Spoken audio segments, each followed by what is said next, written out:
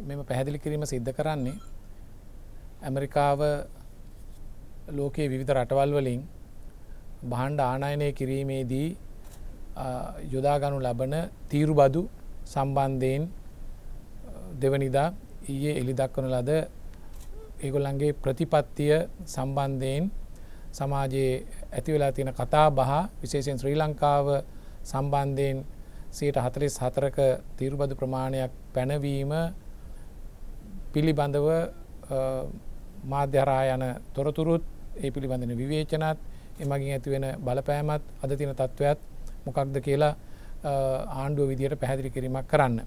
ඇත්තටම මෙතෙන්දී මොකක්ද සිද්ධ වුණේ? පළවෙනි එක තේරුම් ගන්නට ඕනේ.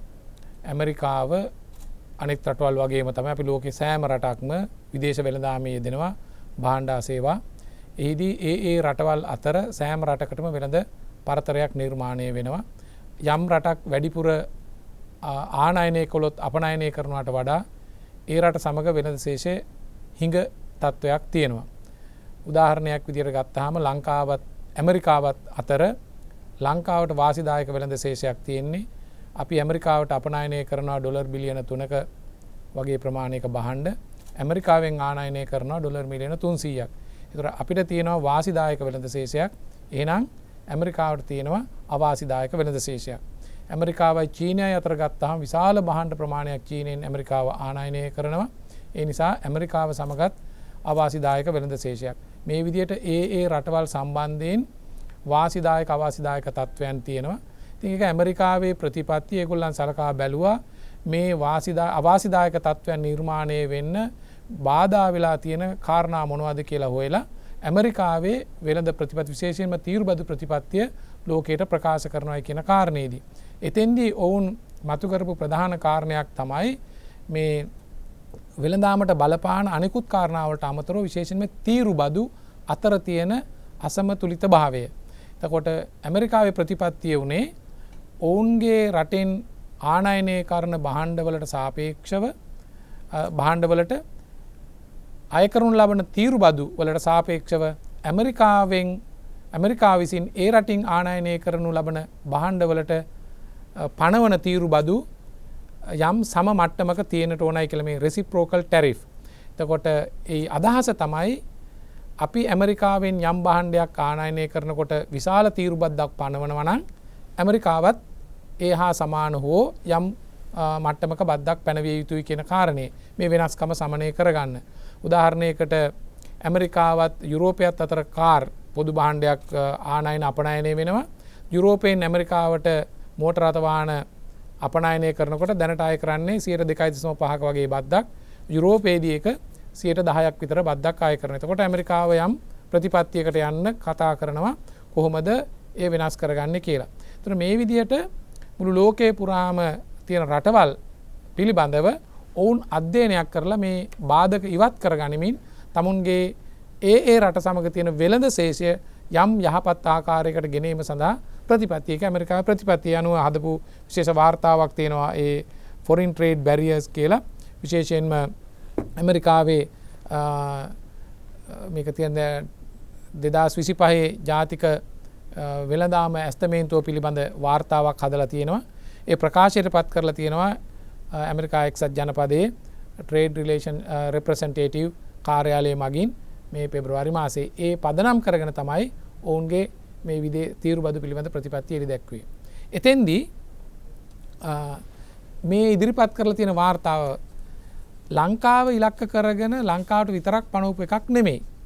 ඔවුන් ඒ වෙළඳාම කරන සියලුම රටවල් හා සම්බන්ධයෙන් ඉදිරිපත් කරලා තියෙනවා. එහිදී දැනට ඇමරිකාවට අනෙත් රටකට සාපේක්ෂව ඇමරිකාවේ අවාසිදායක ශේෂයක් තියෙනවා නම් ඒ තීරුබදු අනෙක් රට වැඩියෙන් අය කරනවා නම් ඒ වෙනුවෙන් ඇමරිකාව තීරුබදු වැඩි කර දෙන පොදු ප්‍රතිපත්තියක් විදියට. උදාහරණයකට ඒ ගණන් හැදීම අපි ශ්‍රී ලංකාව පැත්තෙන් ගත්තාම ඔවුන්ගේ මේ වාර්තාවට අනුව තියෙනවා ශ්‍රී ලංකාවේ විසින් ඇමරිකාවෙන් ආනයනය කරනු ලබන විවිධ වූ භාණ්ඩවලට අපි යොදලා තියෙන විවිධ වූ තීරුබදුවල සාමාන්‍ය 88ක් කියලා. අපි ඒක ගණනය කරලා තව තහවුරු කරගන්නට ඕනේ. ඒ වාර්තාවට අනුව 88ක් අපි සාමාන්‍යයෙන් අය කරනවා ඇමරිකාවෙන් යම් භාණ්ඩයක් මෙහෙට එනකොට පොදුවේ ඇවරේජ් එක. ඒ නිසා ඒගොල්ලෝ අපේ සමස්තයකට අපෙන් ආනයනය කරන භාණ්ඩවලට 44%ක තීරු බද්දක් විය යුතුයි කියන අදහස තියෙන්නේ පොදුවද. ඒ කියන්නේ අපි අය කරන පොදු තීරු බද්ද වෙනුවට සාමාන්‍ය තීරු බද්ද වෙනුවට එයින් 50%. අපි 88යි ඔවුන් 44යි. ඒ වගේම අනෙකුත් රටවල් වලටත් එහෙමම තමයි තත්ත්වය. දැන් මෙතන තියෙනවා රටවල් අපි ගත්තොත් ඇල්ජීරියාව 59යි ඒ කියන්නේ 60ක් ආසන්නයි. ඇමරිකාව 30යි. ඒ වගේම ලෙසෝතෝ 99යි. ඒ නිසා 50යි. ඒ වගේම අනෙකුත් රටවල් ලාවෝසයට 48ක්, මැඩගස්කරයට 47ක්, වියට්නාමයට 46ක්, මියන්මාරයේ දැන් විශාල භූකම්පනයකට මුහුණ දීලා ඛේදවාචකයකට පත් වෙලා තියෙන රටක් 44යි. ඒ කියන්නේ ඒගොල්ලන්ගෙත් වියට්නාමයේ මියන්මාරයට 44ක්. එයින් අදහස් කරන්නේ මේ රටක තියෙන තත්ත්වයේ සැලකිලිට බැලුවට වඩා ඇමරිකාව ඒ රටත් එක්ක තියෙන වෙළඳ හිඟයට සාපේක්ෂව තීරු බදු වලට සාපේක්ෂව තමයි මේ ආය කිරීම සිද්ධ කරලා තියෙන්නේ. ඉතින් ඒක පිළිබඳව සමාජයේ මතු කරන අර චෝදනාවක් මේක ලංකාවට විතරක් වගේ අය කරපු එකක්, ලංකාවට අපි සාකච්ඡා කරේ නැහැ, මැදිහත් වුණේ නැහැ කියන වැරදි අදහසක් සමාජයේ මතු කරනවා. ඒක සම්පූර්ණයෙන්ම වැරදි. මේ තත්ත්වයේ සිදුවෙන්න කලිනුත් අපි එදාල ආයතනත් එක්ක සාකච්ඡා පවත්වමින් වෙන තත්ත්වය අවබෝධ කරගනිමින් අපේ පැත්තෙන් එවැනි තත්ත්වයක් ඇති වුණොත් අපේ පැත්තෙන් අනුගමනය කරන්න ඕන ක්‍රියාමාර්ගත් අමාත්‍යාංශ විදියටත් ඒ වගේම එක්ස්පර්ට් කණ්ඩායම් පිළිබඳවත් සාකච්ඡා පවත්වමින් හිටියා. හැබැයි ඇමරිකාව තමුන්ගේ වෙළඳ ප්‍රතිපත්තිය පැත්තෙන් අනුගමනය කරන එකක් අපිට වළක්වා ගන්න බෑ. ඒ මේ තියෙන්නේ රෙසිප්‍රෝකල් ටැරිෆ් සිස්ටම් එකකට ලෝකයේ සෑම රටකටම පොදුවේ දාපු එකක්. දැන් අපි කළ යුතු වන්නේ මොකක්ද? අපි කළ යුතු වන්නේ මේ තත්ත්වයේ සැලකිලිට භාජනය කරමින් අපි සාකච්ඡා පැවැත්වීම. දැනටමත් අපි යම් ආකාරයක අදහස් වමාරු කිරීමක් කරගත්තා. මොකක්ද මේ සිදු වුණේ කියන එක පොදු දෙයක්. නමුත් මේ ඉම්ප්ලිමන්ට් කරන්න, මේ ක්‍රියාත්මක කරන්න අප්‍රේල් 9 වෙනිදා. ඊට කලින් අපි උත්සාහ කරනවා සාකච්ඡා කිරීම හරහා යම් අඩු කිරීමක් කර ගැනීම ඉඩකඩක් තියෙනවද කියලා. මොකද විශේෂයෙන්ම අපේ රටට මේ මොහොත වෙනකොට සුවිශේෂී තත්වයක තියෙන්නේ. එකක් අපිට වාසිදායක වෙළඳ විශේෂයක් තිබුණාට ලංකාව ජාත්‍යන්තර මූල්‍ය අරමුදලත් එක්ක ගැට ගැහුණු වැඩසටහනක් එක ඉදිරියට යන්නේ. ඒ වගේම රට බිඳවට්ටපු තත්වයකින් හිමින් ස්ථායීකරණය කරමින් රට ගොඩනැගීමේ යන තත්වයක යන්නේ. ඒ නිසා දුෂ්කර තත්වයක තියෙන්නේ, ස්ථායීකරණ තත්වයක තියෙන්නේ. ඒ සඳහා ජාත්‍යන්තර ආයතන රටවල් එක්ක අවබෝධයෙන් කටයුතු කරන තත්වයකදී අපිට ඉඩකඩක් තියෙනවා මේ තත්වය පැහැදිලි කරන්න. මොකද මේ පැහැදිලි කරන්න වෙන්නේ ඒගොල්ලන්ගේ ප්‍රතිපත්තියත් එක්ක. ඉතින් ඒ නිසා තමයි අපි අවබෝධයෙන් හිටියේ මොකක්ද අනුගමනය කරන ප්‍රතිපත්තිය. එහෙම නැතුව රටකට තවත් රටකට ගිහිල්ලා ඒගොල්ලෝ ප්‍රතිපත්ති ක්‍රියාත්මක කරන්න කලින් අපිට බලපෑම් කරන්න බෑ. ඔවුන්ගේ පොදු ප්‍රතිපත්තියයි මේ ඉදිරිපත් කරලා තියෙන්නේ. දැන් මේ ප්‍රතිපත්තියෙන් ඇති හැකි අහිතකර බලපෑම් පිළිබඳව අපි සාකච්ඡා කරලා යම් තැනකට එන්න ඕනේ.